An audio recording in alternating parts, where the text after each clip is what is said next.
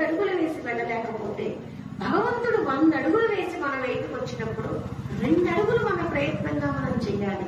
అది కూడా చేయలేకపోతే ఈ మానవ జన్మ అంత నికృష్టమైన జన్మ ఇంకొకటి ఉండదు.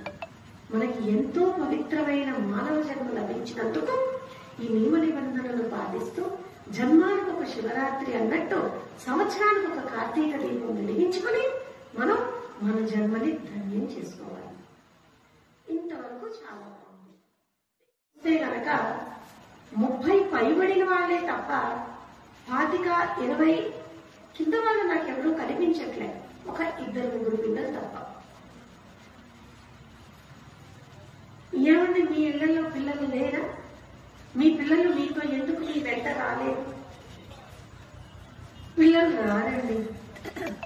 గుడికా తర్వాత వస్తానులేమ్మా, స్నానం చేసి వెళ్ళాలి, బొట్టు పెట్టుకోవాలి, పొద్దున్నుంచి ఏమీ తినకుండా ఉండాలి, ఫ్యాన్సీ మోడర్న్ డ్రెస్ వేసుకోవడానికి ఉండదు, టామ్ జీన్స్ వేసుకోలేను, ఇలాంటివన్నీ చాలా చాలా చాలా కండిషన్స్ పెడతారు.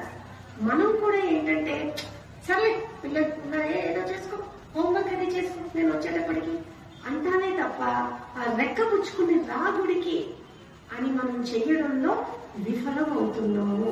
అది మన ప్రయత్న లోపం. ఇక్కడ ఉన్న వాళ్ళందరం కూడా మనం అదే తప్పు చేస్తున్నాం.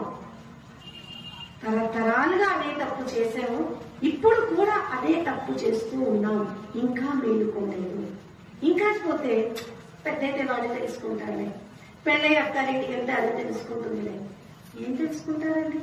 వీళ్ళు పెద్దయి తెలుసుకునే లోపు, వీళ్ళు పెద్దయి అత్తవారింటికి వెళ్లి పద్ధతులు తెలుసుకునే లోపు మన పక్కవాడు దీన్ని ఎన్కాష్ చేసుకుంటాడు. మన పిల్లలకి చక్కగా నూనె రాసి దువ్వి వాళ్ళ మతంలోకి తీసుకెళ్తారు. జరుగుతుంది కదండి సమాజంలో. ఈ రోజు మనం చూస్తున్నది అదే.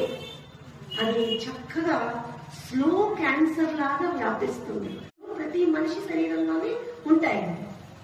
అయితే ఈ క్యాన్సర్ క్రిములు ఆక్సిజన్ లోపం వల్ల అవి మల్టిప్లై అయ్యి ఎక్కువై దాని శాతం పెరిగి దాని పరిమాణం పెరిగి క్యాన్సర్ రోగం వచ్చింది అని మనకి వైద్యులు చెప్తారు.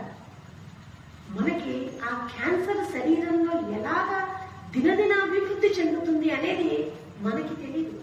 లాస్ట్ స్టేజ్ వచ్చి పడిపోయి డాక్టర్ దగ్గరికి వెళ్లేంత వరకు తెలియదు.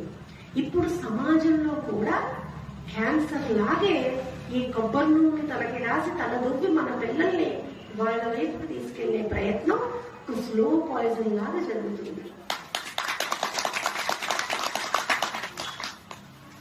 ఈ స్లో పాయిజన్ నుంచి బయటపడాలి అంటే మనం ఏం చేయాలి?